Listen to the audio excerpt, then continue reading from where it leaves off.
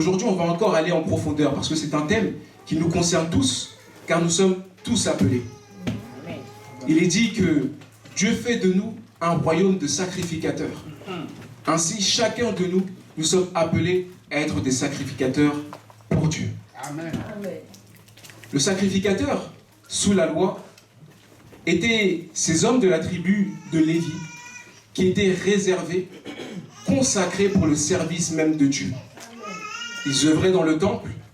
C'était eux qui avaient à charge d'effectuer les sacrifices, les différents sacrifices qu'ils devaient faire sous la loi.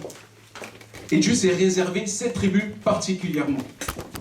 Alors de même, nous sommes à l'image de ces sacrificateurs, réservés pour Dieu, réservés pour sa gloire. Et sans plus attendre, on va prendre la parole. Je pense que vous êtes familiers avec ce passage, car nous l'avons déjà évoqué la semaine dernière. Je vous invite à tous vous lever pour la première lecture de la Bible. Donc nous allons prendre la parole dans Matthieu 20, le chapitre 20, le verset 20 à 28. Matthieu 20, verset 20 à 28. Je vais lire la parole. Alors la mère des fils de Zébédée s'approcha de Jésus avec ses fils et se prosterna pour lui faire une demande. Il lui dit, « Que veux-tu » Ordonne, lui dit-elle, « que mes deux fils que voici soient assis dans ton royaume, l'un à droite et l'autre à gauche. » Jésus répondit, « Vous ne savez ce que vous demandez. Pouvez-vous boire la coupe que je dois boire ?» Nous le pouvons, dirent-ils. Et il leur répondit, « Il est vrai que vous boirez ma coupe, mais pour ce qui est d'être assis à ma droite et à ma gauche, cela ne dépend pas de moi, et ne sera donné qu'à ceux à qui mon Père l'a réservé. » Les 10, ayant entendu cela, furent indignés contre les deux frères. Jésus les appela et dit, « Vous savez que les chefs des nations les tyrannisent, et que les grands les asservissent. Il n'en sera pas de même au milieu de vous. Mais quiconque veut être grand parmi vous, qu'il soit votre serviteur. Et quiconque veut être le premier parmi vous, qu'il soit votre esclave. C'est ainsi que le Fils de l'homme est venu non pour être servi, mais pour servir et donner sa vie, comme la mention de plusieurs. Amen. Amen. Amen. Vous pouvez vous asseoir. Amen. Comme je vous l'ai dit, comme vous le savez, on a déjà lu ce passage la semaine dernière. Ce qui m'intéresse dans ce passage aujourd'hui sont les deux derniers versets, les trois derniers versets plutôt. Jésus dit, « Mais quiconque veut être grand parmi vous, qu'il soit votre serviteur. Et quiconque veut être le premier parmi vous, qu'il soit votre esclave. » Le mot « esclave » de notre temps a une très mauvaise connotation. Lorsque j'entends esclave, je pense directement pour ma part, à la traite négrière. Je pense aux différents types de discrimination qu'il y a pu avoir. Et de la même manière, le mot serviteur me dérange. Pourquoi ? Parce que lorsqu'on entend serviteur, on pense à quelqu'un qui n'est pas libre de ses mouvements.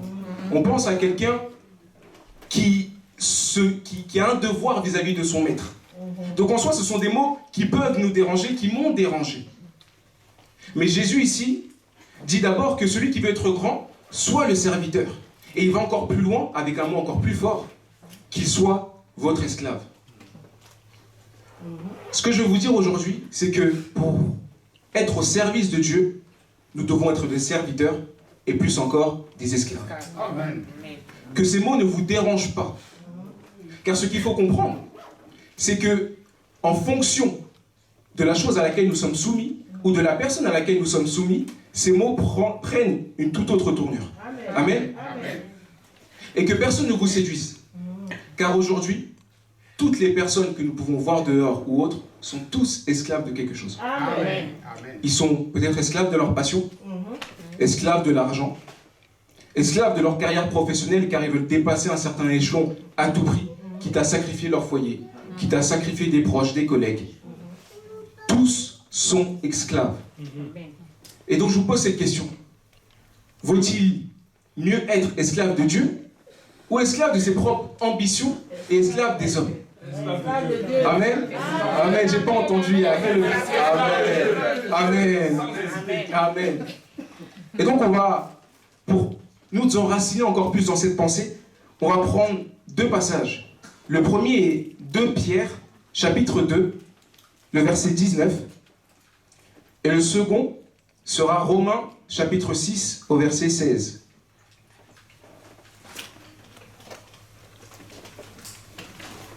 « 2 Pierre, chapitre 2, je vais prendre à partir du verset 18. Avec des discours enflés de vanité, ils amorcent par les convoitises de la chair, par les dissolutions, ceux qui viennent à peine d'échapper aux hommes qui vivent dans l'égarement. Ils leur promettent la liberté quand ils sont eux-mêmes esclaves de la corruption, car chacun est esclave de ce qui a triomphé de lui. » Amen. Donc je vais prendre également Romains 6 à partir du verset 16. « Ne savez-vous pas qu'en vous livrant à quelqu'un comme esclave pour lui obéir, vous êtes esclave de celui à qui vous obéissez, soit du péché qui conduit à la mort, soit de l'obéissance qui conduit à la justice. Mais grâce soit rendue à Dieu de ce que, après avoir été esclave du péché, vous avez obéi de cœur à la règle de doctrine dans laquelle vous avez été instruit. » Amen. Amen. Ces deux passages sont très évocateurs. Si une chose, une passion, une personne a triomphé de vous, vous lui êtes soumis. Quoi que vous en soyez conscient ou pas. Car beaucoup ne sont pas conscients. Ceux qui sont esclaves du péché n'ont aucune conscience qu'ils sont esclaves. Ils vous le diront qu'ils sont libres. Ils vous le diront qu'ils peuvent faire ce qu'ils souhaitent. Et en disant cela, ils déclarent justement qu'ils sont esclaves de cette pensée. Amen. À savoir, je peux faire ce que je veux et je ne risque rien du tout. Amen. Mais ici, ces passages nous éclairent.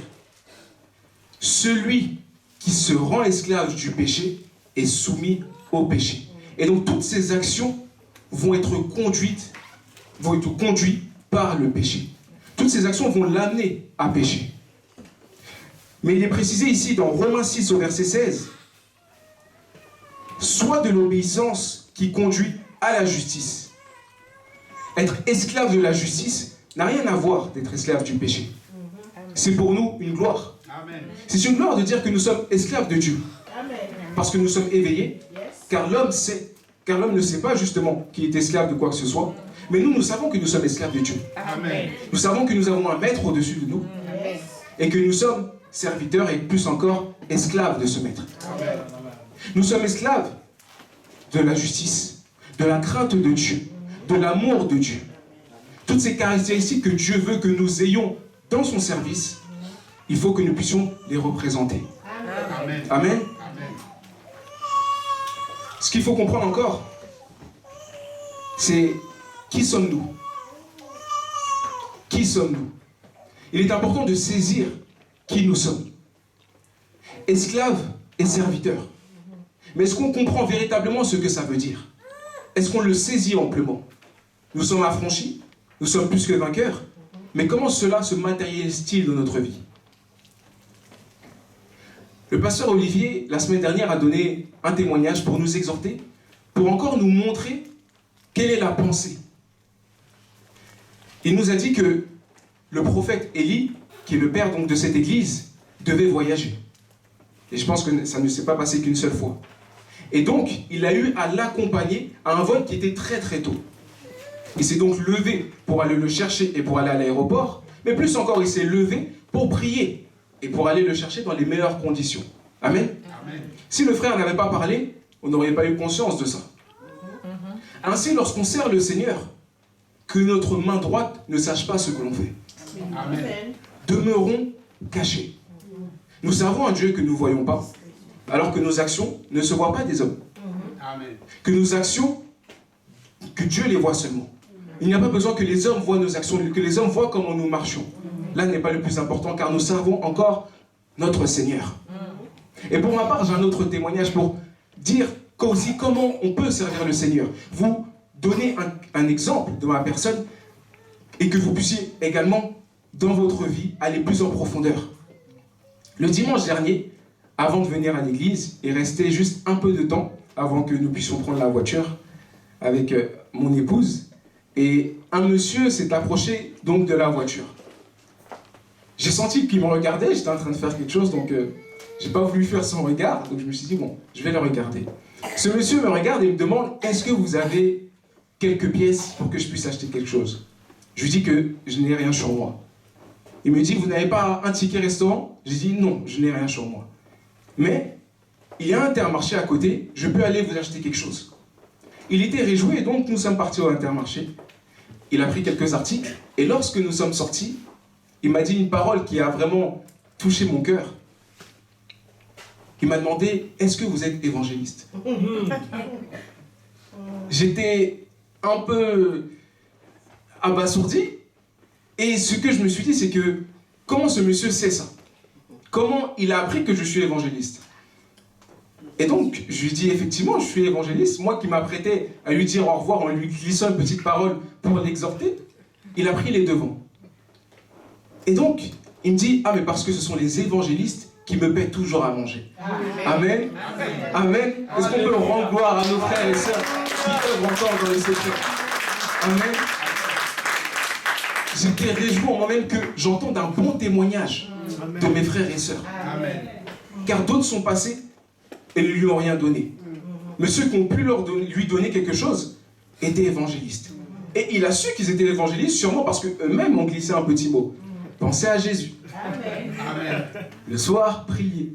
Venez dans notre église. Amen. Et donc j'ai eu à échanger un peu avec ce monsieur. Et j'espère que par la grâce de Dieu, il viendra un jour nous visiter. Amen. Et donc, il est parti et réjoui. On a échangé nos numéros. Et c'était vraiment un encouragement pour moi. Amen. Amen.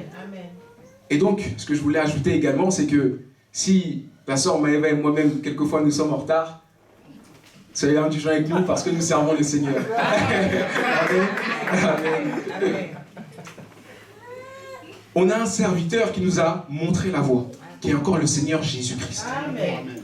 On va prendre un passage dans la Bible afin de saisir encore comment il faut servir Dieu et comment il faut s'appliquer, quoique nous ayons un titre quelconque, à servir Dieu.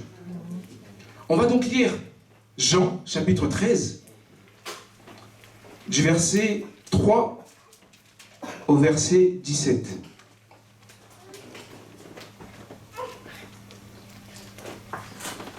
Jean, chapitre 13, du verset 3 au verset 17. Jésus, qui savait que le Père avait remis toutes choses entre ses mains, qu'il était venu de Dieu et qu'il s'en allait à Dieu, se leva de table, ôta ses vêtements et prit un linge dont il se ceignit. Ensuite, il versa de l'eau dans un bassin et il se mit à laver les pieds des disciples, à les essuyer avec le linge dont il était saint. Il vint donc à Simon-Pierre et Pierre lui dit, « Toi, Seigneur, tu me laves les pieds. » Jésus lui répondit, « Ce que je fais, tu ne le comprends pas. Tu ne le comprends pas maintenant, mais tu le comprendras bientôt. » Pierre lui dit, « Non, jamais tu ne me laveras les pieds. » Jésus lui répondit, « Si je ne te lave, tu n'auras point de part avec moi. » Simon-Pierre lui dit, « Seigneur, non seulement les pieds, mais encore les mains et la tête. » Jésus lui dit, « Celui qui est lavé n'a besoin que de se laver les pieds pour être entièrement pur. Vous êtes purs, mais non pas tous. » Car il connaissait celui qui le livrait. C'est pourquoi il dit, « Vous n'êtes pas tous purs. » Après qu'il leur eut lavé les pieds et qu'il eut pris ses vêtements, il se remit à table et il leur dit, « Comprenez-vous ce que je vous ai fait? Vous m'appelez maître et seigneur, et vous dites bien, car je le suis. Si donc je vous ai lavé les pieds, moi, le Seigneur et le Maître, vous devez aussi vous laver les pieds les uns aux autres. Car je vous ai donné un exemple, afin que vous fassiez comme je vous ai fait. En vérité, je vous le dis, le serviteur n'est pas plus grand que son maître, que son Seigneur, ni l'apôtre plus grand que celui qui l'a envoyé. Si vous savez ces choses, vous êtes heureux, pourvu que vous les pratiquiez. Amen. Amen. Amen. Le comportement de Jésus. Il n'avait pas besoin de laver les pieds de ses disciples. C'était plutôt peut-être à ses disciples de laver ses pieds. Mais il n'en avait pas besoin. Mais avant de partir à la croix, il voulut leur montrer encore l'exemple. Qu'il n'y a pas de plus grand que celui qui sert. C'est pourquoi on doit tous se servir les uns les autres. Le pasteur Olivier, la semaine dernière, disait que pour servir Dieu, il faut servir les hommes. Amen. Nous servons Dieu que nous ne voyons pas, mais comment ce service peut-il se matérialiser si nous ne servons pas les hommes? Si nous ne nous mettons pas à l'œuvre? Si, comme Jésus le dit, nous ne le pratiquions pas? Car il faut pouvoir pratiquer le service de Dieu. Ce n'est pas seulement dans notre tête que nous sommes enfants de Dieu, mais il faut que cela se démontre encore. Et donc Jésus ici nous donne un exemple très très fort. Il a lavé les pieds de ses disciples. Et c'est pourquoi nous devons aussi avoir les mêmes sentiments. Comme Pierre exhortait, comme Paul exhortait. Ayez en vous les sentiments de Christ. Car il n'a point regardé comme une proie arrachée d'être égal avec Dieu, mais il s'est livré lui-même. Il a paru comme un simple homme. Pourtant, il était grand. Pourtant, il avait toute la gloire et était assis auprès de Dieu. Mais n'a pas regardé à tout ça et il est descendu dans les régions inférieures avec nous sur terre. Il ne s'est pas seulement cantonné à ça, il a encore lavé les pieds de ses disciples. Et lorsqu'on lit ces passages-là, on doit réaliser ce que c'est. On doit s'imprégner de ces passages. Parce que la parole est encore esprit et vie. Pour laver les pieds, il faut être humble. Amen. Il ne faut pas avoir une trop haute opinion de soi-même. Et c'est ce que ces passages nous enseignent. Le caractère principal du serviteur ou de l'esclave, c'est l'humilité. Je parle du bon serviteur et du bon esclave. C'est l'humilité. Car lorsqu'on est humble, on n'a pas une trop haute opinion de soi-même, mais on a conscience de ce que nous sommes. Conscience de notre état. On sait là où on était avant que le Seigneur nous tire. Amen. Conscient de ce que nous pouvons donner. Nous avons pleinement conscience de nos capacités, de ce que nous pouvons apporter. Conscience de nos manquements et nos insuffisances. Car la personne qui parle, mais qui ne sait pas faire, on voit l'orgueil derrière. Or, l'humilité nous apprend à demeurer dans ce que nous savons faire. Ce que nous ne savons pas faire, que nous puissions le dire et l'apprendre. Amen. Mais restons simples et humbles. Amen. Ainsi, chaque serviteur de Dieu, ce n'est pas parce qu'il y a des pasteurs ici qui ne vont pas aller peut-être nettoyer les toilettes ou préparer la salle. Ou que dehors, on ne va pas aller ouvrir la porte peut-être à une personne âgée parce que nous sommes trop forts ou trop beaux. L'humilité nous apprend à nous comporter de la meilleure manière qui soit. On ne doit pas regarder ce que nous sommes, on doit regarder à Dieu. Amen. Car Jésus, dans toute la grandeur qu'il était, s'est mis à la disposition d'eux. C'est cela le service, se mettre à la disposition des autres. Amen. Et donc il faut que, plus souvent on prie pour l'humilité, que le Seigneur nous rende humbles. Car on sait tous qu'il résiste aux orgueilleux. Or l'orgueil est subtil. C'est un amour déraisonné de sa propre personne, mais il est subtil. Parce qu'à certains moments de notre vie, on peut faire preuve d'orgueil. On peut s'oublier. Mais lorsqu'on a toujours en tête le caractère de Christ et ce qu'il a pu faire, on ne peut que se souvenir que nous sommes peu de choses et que nous-mêmes, nous devons nous mettre en action. Amen. Amen. L'humilité, c'est différent de se rabaisser. Car comme nous le savons et comme je l'ai dit tout à l'heure, nous sommes plus que vainqueurs. Amen. Jésus a tout mis sous nos pieds. Nous devons donc avancer avec cette foi. Nous sommes plus que vainqueurs. On a la capacité pour faire de grandes choses. Mais il ne faut pas voir plus haut que ce que nous sommes. C'est là l'humilité. Pour encore plus comprendre cette pensée et voir à quel point Dieu est grand, on va prendre un autre passage. Car il faut comprendre que celui qui est humble a conscience qu'il n'est que peu de choses. Nous ne sommes que peu de choses. Quoique nous ayons beaucoup de talent, quoique nous ayons beaucoup de grâce donnée par Dieu, nous ne sommes que peu de choses. Car l'homme n'est que poussière et retournera poussière. Amen. On va donc prendre Daniel chapitre 4, du verset 29 au verset 34.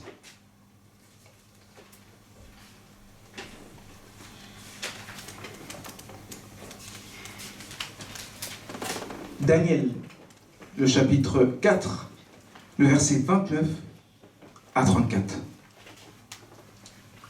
Au bout de 12 mois, comme il se promenait dans le palais royal à Babylone, le roi prit la parole et dit : N'est-ce pas ici Babylone la grande que j'ai bâtie comme résidence royale par la puissance de ma force et pour la gloire de ma magnificence.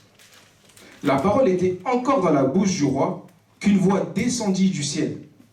Apprends, roi Nebuchadnezzar, qu'on va t'enlever le royaume. On te chassera du milieu des hommes, tu auras ta demeure avec les bêtes des champs. On te donnera, comme au bœuf, de l'herbe à manger. Et 7 ans passeront sur toi, jusqu'à ce que tu saches que le Très-Haut domine sur le règne des hommes et qu'il le donne à qui lui plaît. Au même instant, la parole s'accomplit sur Nebuchadnezzar. Il fut chassé du milieu des hommes, il mangea de l'herbe comme les bœufs, son corps fut trempé de la rosée du ciel, jusqu'à ce que ses cheveux crussent comme les plumes des aigles et ses ongles comme ceux des oiseaux. Après le temps marqué, moi, Nebuchadnezzar, je levai les yeux vers le ciel et la raison me revint. J'ai béni le Très-Haut, j'ai loué et glorifié celui qui vit éternellement, celui dont la domination est une domination éternelle et dont le règne subsiste de génération en génération. Amen. Amen. Amen. Celui qui comprend sa place est humble. Nous voyons ici un roi qui était roi à Babylone et qui avait des richesses énormes. Dieu lui avait donné beaucoup de richesses. Quoiqu'il avait ses propres dieux, il avait Daniel et d'autres serviteurs à ses côtés qui lui montraient encore la voie du véritable Dieu. Mais malgré tout ça, il s'est enorgueilli et a cru qu'il avait bâti tout ce grand royaume lui seul. Et nous voyons comment Dieu l'a traité. Il mangeait l'herbe des champs avec les bœufs. Il communiait avec les bœufs en mangeant l'herbe comme eux. On voit la grandeur de Dieu. On voit que nous sommes que peu de choses. Amen. Car Dieu sait réprimander. Et le fait d'une manière qui peut effrayer beaucoup. Amen. Mais c'est un enseignement à tirer. Lorsqu'on se croit être trop grand et trop beau, voici comment le Seigneur peut nous traiter. Car nous avons oublié encore que la manière dont nous parlons, si nous sommes beaux ou autres, si nous avons un très bon travail, si nous pouvons encore donner du pain à nos enfants, tout cela vient de la main de Dieu. Amen. Et c'est pourquoi Dieu fait grâce aux humbles. Parce que l'humble, il sait que c'est Dieu qui est à la base de toutes choses. Il sait qu'il est pour Dieu et qu'il existe par Dieu et en Dieu. Donc ce roi qui s'est enorgueilli, il a vite été ramené au sol. Et de manière littérale, il a brouté l'herbe. Et donc on doit sans cesse se remémorer ce genre de passage, afin de mieux marcher. Amen. Afin de se dire, Seigneur, est-ce que j'ai véritablement un cœur d'adorateur? Est-ce que j'ai vraiment un cœur de serviteur? Est-ce que j'ai vraiment un cœur d'esclave? Est-ce que j'ai conscience de ma propre vie et de la manière dont je marche? Ce qui caractérise encore le serviteur et l'esclave, c'est qu'en plus de son humilité, il a les mêmes aspirations que son maître. Ça veut dire que lorsque le maître se réjouit, l'esclave se réjouit. Lorsque le maître œuvre et travaille, l'esclave en fait de même. Lorsque le maître donne un commandement ou une parole que l'esclave doit suivre, parce qu'il a conscience de sa nature, de qui il le fait. Il ne se dit pas, pourquoi ce maître me donne un tel ordre? Alors que je vis comme lui, je respire comme lui, j'ai plus de force que lui. Non, il écoute le maître. Amen. De la même manière, nous devons écouter le Seigneur. Ça vient par l'humilité. Dans l'obéissance, il y a cette notion d'humilité. Ainsi, pour le service de Dieu, il est essentiel d'être humble. Amen. Nous avons prêché tout un mois sur l'amour. C'est la base même de toute chose. Nous savons que nous devons être fidèles. Mais pour que toutes ces autres manifestations du service et du serviteur se manifestent, il faut l'humilité. Amen. Lorsqu'on sait qui nous sommes, nous est plus facile d'être fidèles. Amen. Si vous êtes marié, vous savez que vous devez tenir un engagement. Vous avez conscience de votre propre état. Nous avons une alliance avec Dieu. Alors demeurons humbles pour être fidèles. Demeurons humbles et donc considérons les uns et les autres pour ce qu'ils sont.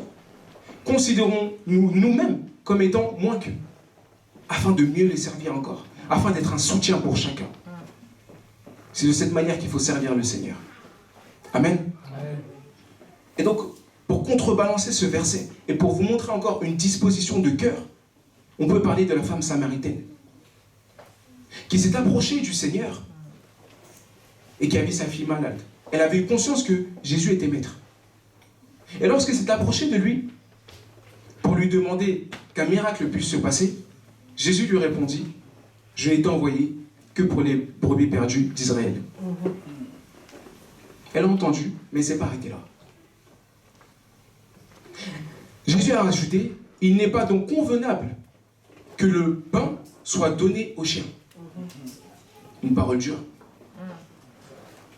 Plutôt que de s'enorgueillir et de se dire, « Mais je suis plus qu'un chien, comment peux-tu me parler ainsi ?» Elle dit, « Mais Seigneur, les petits chiens mangent les restes des enfants qui tombent de la table. »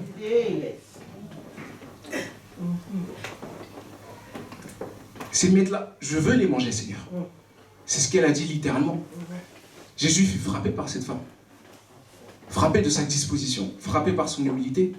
Et alors même, sa fille fut guérie. Amen. Amen. Amen. Lorsque nous manifestons l'humilité, le Seigneur qui est juste et bon, fait grâce et nous récompense par sa gloire, par des richesses, par des miracles, par des choses grandes. Amen. Mais il faut que nous ayons ce caractère. Il faut que nous servions le Seigneur avec simplicité de cœur et surtout avec humilité. Amen. Amen.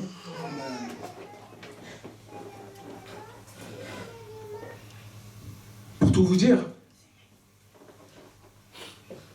et pour résumer le propos, il ne s'agit pas de se comparer aux autres. Il ne s'agit pas non plus de chaque jour essayer de faire la moindre chose. C'est-à-dire qu'une personne n'a pas mis un papier peut-être dans la poubelle, on va aller au sol pour ramasser, pour mettre ce papier. Je ne vous dis pas de vous comporter comme ça et d'être forcément au service de tous. Mais ce que je veux vous faire comprendre, c'est que ne vous voyez pas plus que ce que vous êtes. Car ça vous permet de mieux marcher. Ça vous permet de servir. De, par moments, vous humilier pour les autres. Et c'est ce que le Seigneur attend. Et c'est là que le Seigneur, étant témoin de cette intégrité, dit à Satan et ses anges, de la même manière qu'il a dit pour Job, « Avez-vous remarqué mes serviteurs qui sont ici-bas ? Il n'y en a pas d'autres qui sont aussi grands qu'eux, qui sont fidèles, qui sont droits, qui aiment la justice, qui soutiennent encore la veuve et l'orphelin. » Amen. Amen. Car le Seigneur attend beaucoup de nous. Le service que nous rendons, c'est pour la gloire de Dieu. Amen. Et derrière, le Seigneur va nous récompenser. Mais il attend une démarche de notre part. Il attend que nous manifestions l'humilité, le caractère encore du serviteur et de l'esclave. Il attend de nous une certaine marche. Car sinon, comment le Seigneur va-t-il nous récompenser? Amen. Amen. Il en est de même pour cette parabole que le Seigneur a donnée. Le maître était parti et il a remis à ses serviteurs, notamment 3, des talents. On connaît tous ces paraboles. Il a remis à l'un 5 talents, à l'autre 2, et au dernier 1 seul talent. Des talents, ce sont de l'argent. Il leur a remis donc ses biens, et il est parti pour un long voyage. Les serviteurs avaient tous conscience que le maître reviendrait, et qu'il fallait donc faire fructifier ce qu'ils avaient reçu. Le Seigneur nous a tous donné des dons ici. Nous ne devons pas attendre avant de les faire fructifier. Alors nous avons vu un des serviteurs, il en avait 5. Il a obtenu 5 autres talents. L'autre 2, il a obtenu 2 autres talents. Et le dernier cacha l'argent en terre. Lorsque nous restons ainsi, nous cachons les grâces de Dieu en nous. Ce que nous avons reçu, c'est pour la gloire de Dieu. Alors on doit le redistribuer. Lorsque nous restons ainsi, beaucoup ne vont pas recevoir ce que nous avons à donner. Il a caché son talent en terre. L'argent qui lui avait été remis. Toute personne qui donc ne se lève pas pour servir alors qu'il a été appelé, et nous avons tous été appelés, Dieu voit ça, que nous cachons nos talents en terre. Que par moments, nous faisons preuve peut-être de lâcheté ou de paresse. Le Seigneur voit tout ça. Et à un moment où il reviendra, il nous demandera, qu'avez-vous fait des talents que je vous ai donnés? Ce serviteur-là, je pense qu'il avait de l'expérience. Parce qu'il a répondu à son maître, j'ai caché le talent parce que je sais que tu es quelqu'un de très dur. Et par conséquent, je sais que tu traites durement les serviteurs, mais également tes finances, tu as une grande attention qui est portée là-dessus. Donc il connaissait son serviteur. Il savait que son serviteur était très sévère. Mais malgré tout ça, il a pris peur de perdre l'argent et il a cru que c'était une solution de le garder pour le lui rendre. Nous savons ce que Dieu veut. Il veut que nous le servions. Et donc, tout ce que nous faisons, nous devons le faire pour la gloire de Dieu. Nous devons penser à chaque chose que nous pouvons faire, avoir une lecture claire de nos actions et savoir si, à ce moment-là, nous servons Dieu ou pas. Si nous ne le servons pas, nous avons pris conscience. Demain, nous essaierons encore de faire mieux. Mais prenons conscience. Et ne restons pas passifs. Car il est dit que ce talent à ce serviteur lui a été arraché et a été donné à l'autre serviteur qui avait 10 talents. Ainsi, à celui à qui on a beaucoup donné, on lui donnera beaucoup. Et à celui à qui on a enlevé, on en enlèvera même ce qu'il a. C'est pourquoi le Seigneur l'a jeté là où il y avait des pleurs et des grincements dedans. Car il l'a jugé selon sa justice. Nous avons conscience de la sévérité de Dieu. Et nous craignons le Seigneur. Nous haïssons le péché et nous voulons encore l'honorer. C'est pourquoi il faut comprendre ce qu'est véritablement le service de Dieu. Il faut nous mettre en action. Il faut que nous nous levions pour la gloire de son Saint-Nom. Amen. Amen.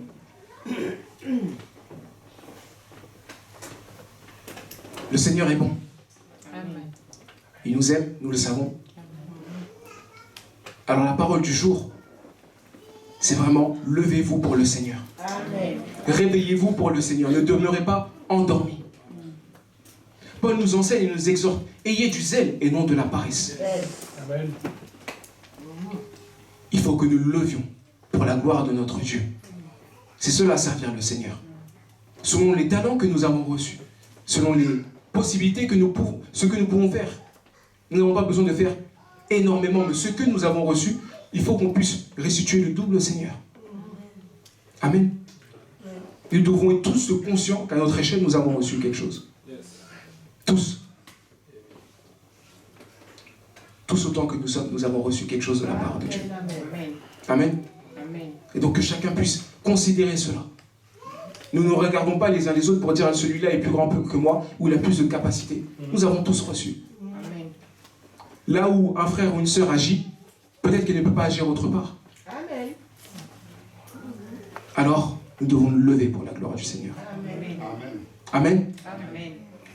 Je vais vous inviter à vous lever. On va prier le Seigneur. Priez le Seigneur pour ce qu'il nous a donné déjà. Qu'il nous donne le cœur encore plus d'un serviteur afin de faire fructifier ce qu'il nous a donné. Afin encore de l'honorer. Afin encore de marcher avec crainte. Oh, prions le Seigneur.